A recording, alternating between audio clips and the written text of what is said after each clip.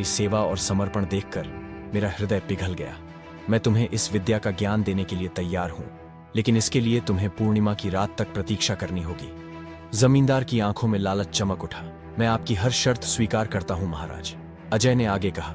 गांव से 30 कोस दूर काली पहाड़ी की गुफा में मैं तपस्या करता हूं। पूर्णिमा की रात तुम वहां आना।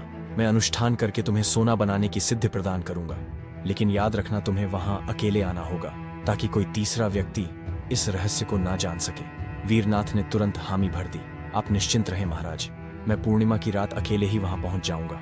अगले दिन साधु बने अजय जमींदार की पत्नी रमा देवी से विदा लेकर काली पहाड़ी की ओर रवाना हो गया। गुफा में पहुंचकर उसने अपना डेरा जमा लिया।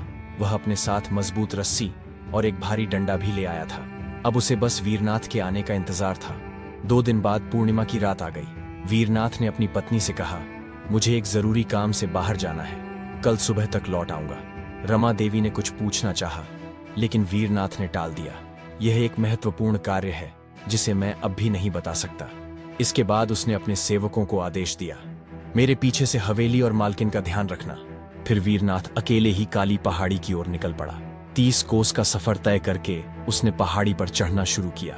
उबड़ खाबड़ रास्ता, ठंडी हवाएं और अंधेरे का साया, परंतु लालच ने उसे रुकने नहीं दिया। शाम ढलते ढलते काली पहाड़ी के शिखर पर पहुंचकर उसने एक गुफा देखी। थका मांदा वीरनाथ गुफा के भीतर चला गया।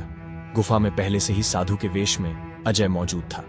वीरनाथ के चेहरे पर एक चमक थी।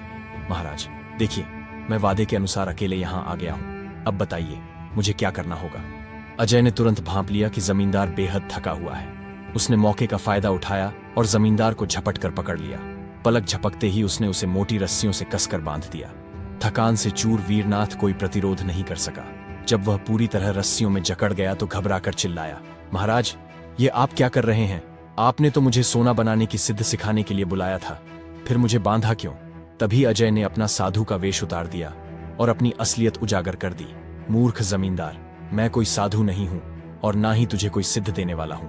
वीरनाथ हक्का बक्का रह गया। तो फिर तुम कौन हो? अजय की आंखों में क्रोध था। मैं अजय सिंह हूं, वही सीमा का पति जिसके पिता गंगाधर को तूने धोखे से बर्बाद कर दिया था। उनकी मौत के लिए तू ही जिम्मेदार है। यह सुनते ही वीरनाथ का चेहरा पीला पड़ गया। अजय ने गुस्से में वीरनाथ के गाल पर 2-4 तमाचे जड़ दिए और कहा, अब तेरे पास बचने का कोई रास्ता नहीं है। पूरे गांव में किसी को नहीं मालूम कि तू मेरे कब्जे में है। मेरा इरादा तुझे यहीं मारने का था, लेकिन तुझे बचाने वाली सिर्फ तेरी पत्नी है। तेरी पत्नी रमा देवी एक नेक दिल और धार्मिक विचारों वाली स्त्री है। उसका ख्याल आते ही मेरे मन में तेरे लिए थोड़ा सा रहम आ गया। अगर मैं चाहूं तो